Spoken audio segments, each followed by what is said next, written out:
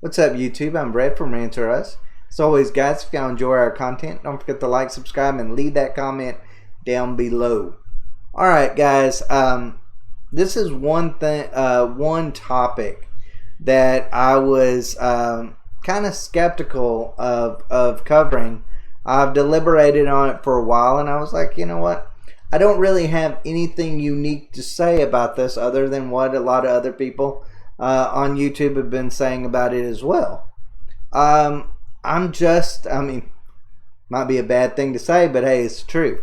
I'm just as shocked and appalled by this as many others are. I don't know what to say about it. It seems like a really bad joke. It really, truly does. Only in Hollywood would people take this seriously. I mean, it's crazy that this is even something that someone came up with. Especially someone like Emilia Clarke. Emilia Clarke, I normally have a lot of respect for her. I really do. I enjoyed her in the Solo movie. I, of course, loved her as Daenerys Targaryen in Game of Thrones. She seemed like a really cool person in the interviews, and then this comes out, and I'm like, which is the real Emilia Clarke? Is this, just her saying, well, hey, since I'm a Hollywood elite now that I've got to, I don't know, act a little crazy, say the right things. I mean, it's just so many things that go through my mind when I think about what would cause her to create such a colossal, I want to say mess, but it's just more confusion. A colossal confusion of nonsense as what this new comic book is. I'll just go ahead and read y'all some of the stuff. But I'll tell you, I'll start off with the very, very first thing that she says. And I don't like calling people liars. But in this regard, I will say, I think she's lying. I think she's lying. I think she never had these experiences. I think she is just saying this so that she can, write some garbage like this. I think, and I'll even go so far to say, I think it might be a business decision that she is already giving herself reasons of why or cop-outs of when this doesn't work. Let me just go ahead and read this to you. Very first line on it. As a kid in London, Emilia Clarke got a distinct vibe from her local comic book shop. No girls allowed. No girls allowed. So,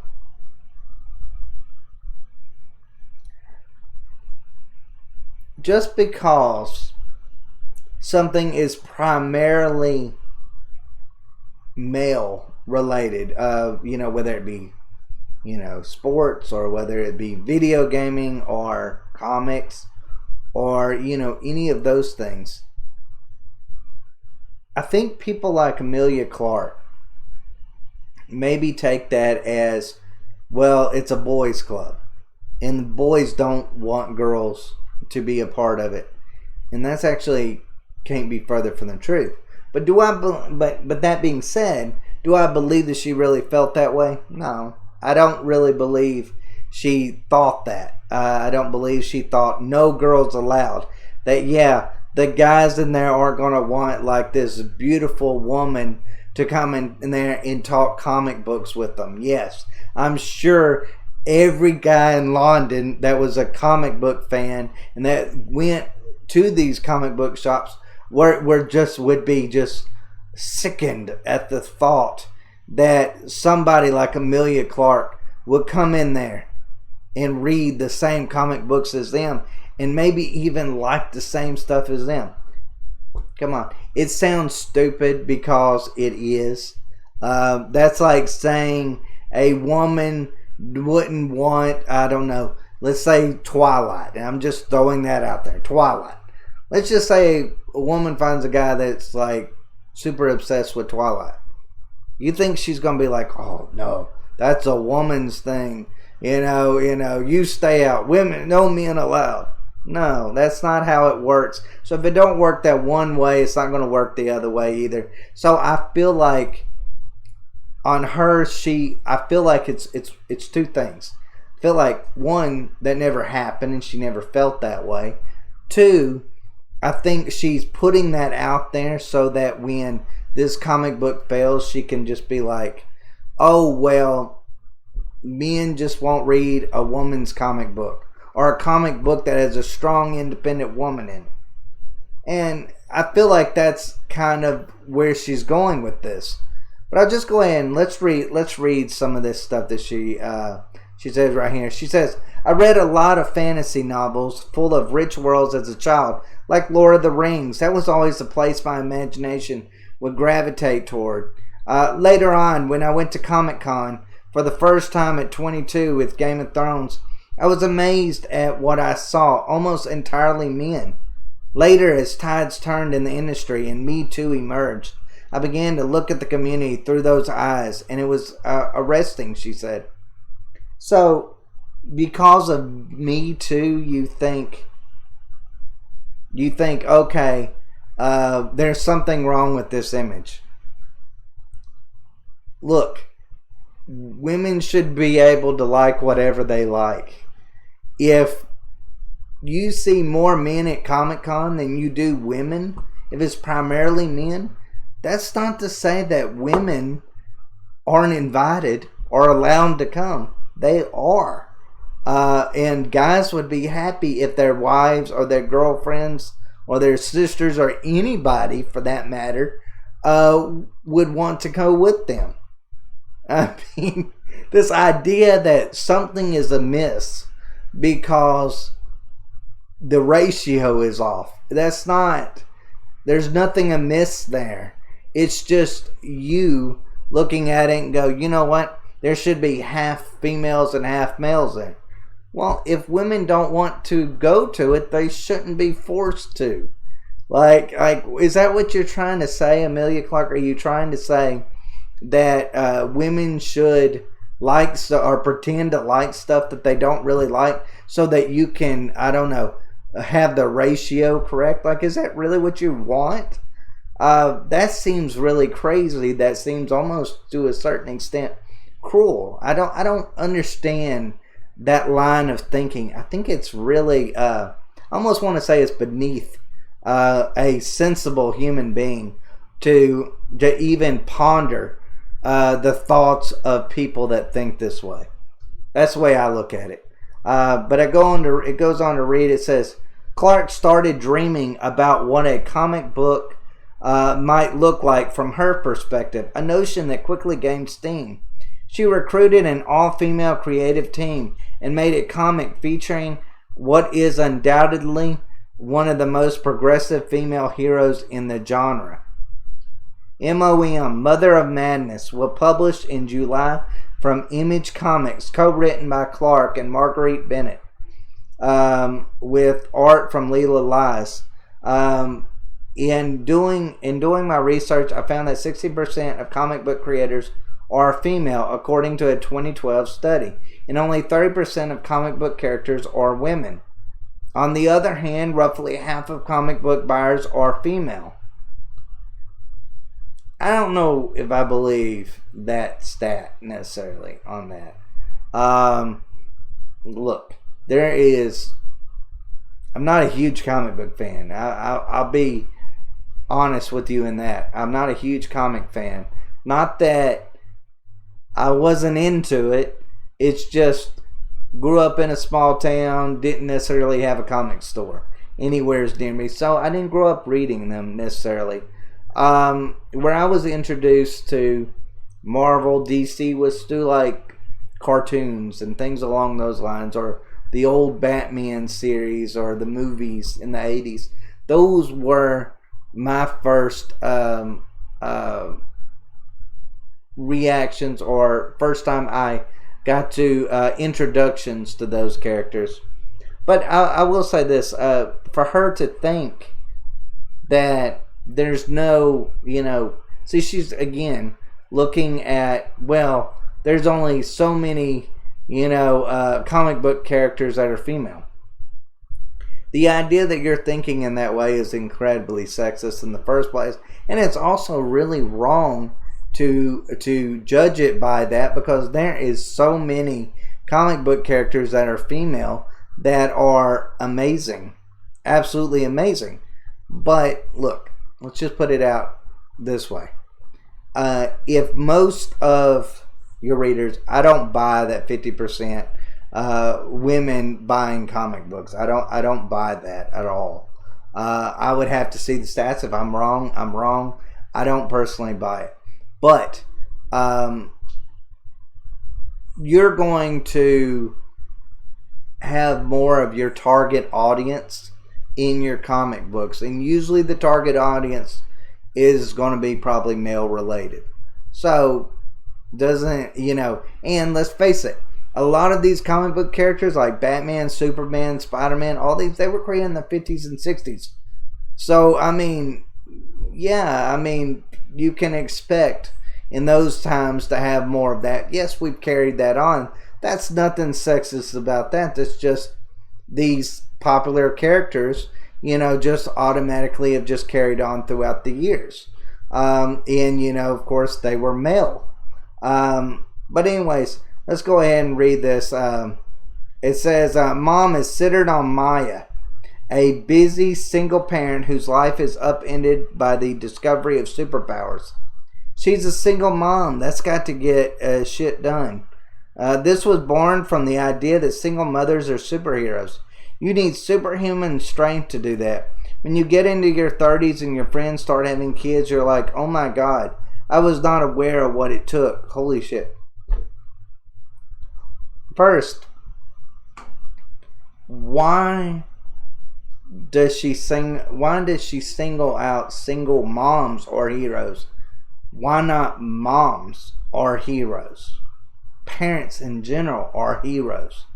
And another point is, all of her friends single? Like, does she not have any married couples in her life that she can sit there and look at that and be like, oh wow, married women are strong, capable, independent people too? Like, I hate that narrative. I really do. And it's nothing against single moms. Single moms are heroes. But you know what? Married moms are heroes too. Moms in general are heroes. You don't have to break it down for those, like single moms are heroes, but married moms aren't. Like, no. That's not how it works. Parents in general are heroes. Look, if you take good care of your kids and you raise them right, and you feed them, you clothe them, you give them everything mentally and physically, emotionally, you are a hero. You are a modern day superhero. Trust me, I have 2 small kids of my own, and it takes everything that you got to raise 2 children or more. So I don't like the progressive notion, because that's really what it is. We only have to talk about single moms. We can't talk about married moms, because those moms, they don't vote in the same way that single moms usually do. So we'll glamorize one, but we won't the others. It's just, to me, absolutely ridiculous. But anyways, it says, another key identifier for the character is that all of her powers manifest from her menstrual cycle. Oh, now we get into the really creepy, disturbing part of it. The bloating, the hair growth, the mood swings, the acne, all of it. We hate that when it happens. Speaking for myself and everyone I've ever met who has a period. What if we turned that around and made the period something that we can feel as this unique, crazy, superhuman thing that happens in our body? Oh my goodness. That's like a guy creating Fart Man, or some junk like that, or Sperm Guy.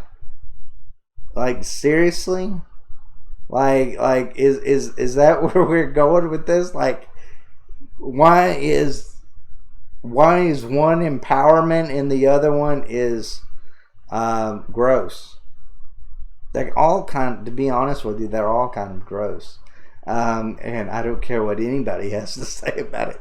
They all kind of are. I don't know if that's necessarily, I mean, if you're proud of your menstrual cycle, you got like something wrong with you. And I mean that in, there's so many things like your personality, I don't know, whatever. There's all those things. Your menstrual cycle is usually not even on that list. And if it is, you really need to do some self-reflection.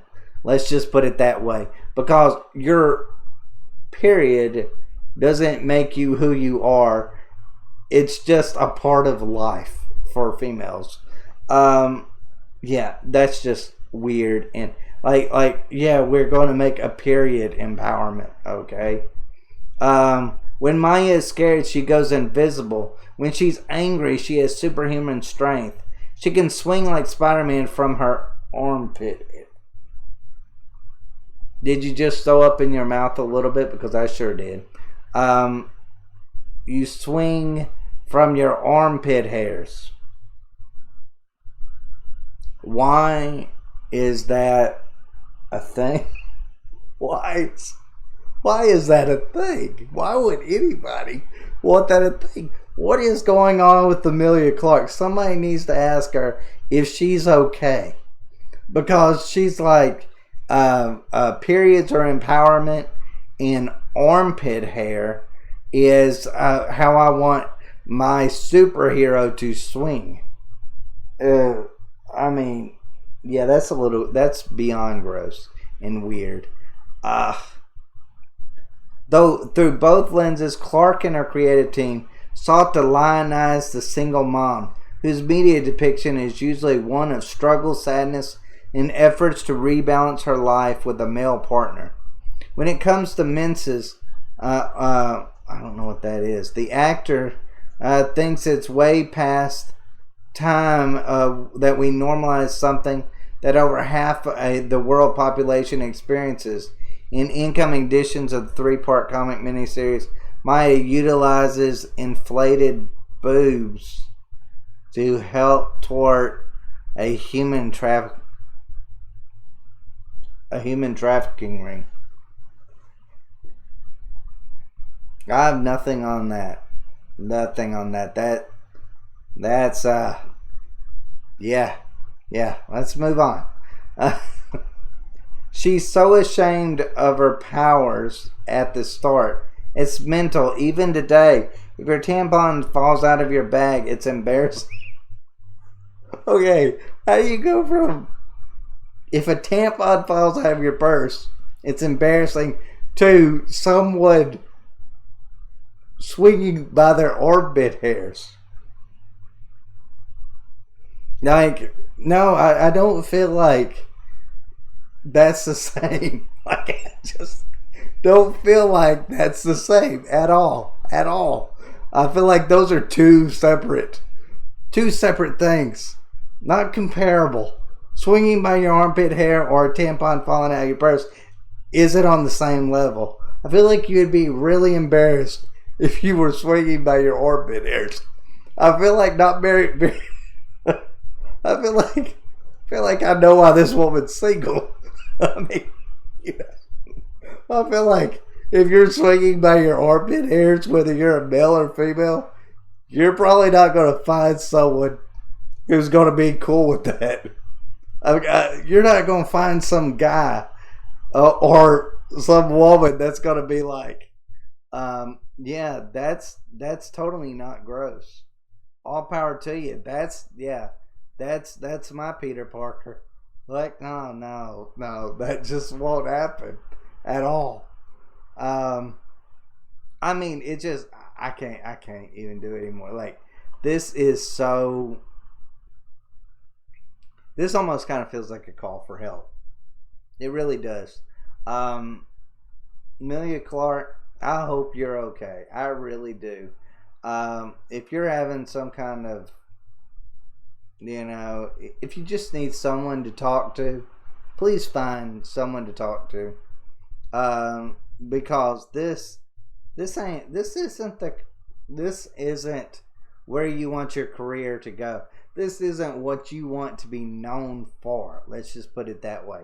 It's just, how do you go from being this iconic character like Daenerys Targaryen to even being in a Star Wars movie? Whether we can say Disney Star Wars sucks altogether, but hey, being in a Star Wars movies, I still think is something pretty big.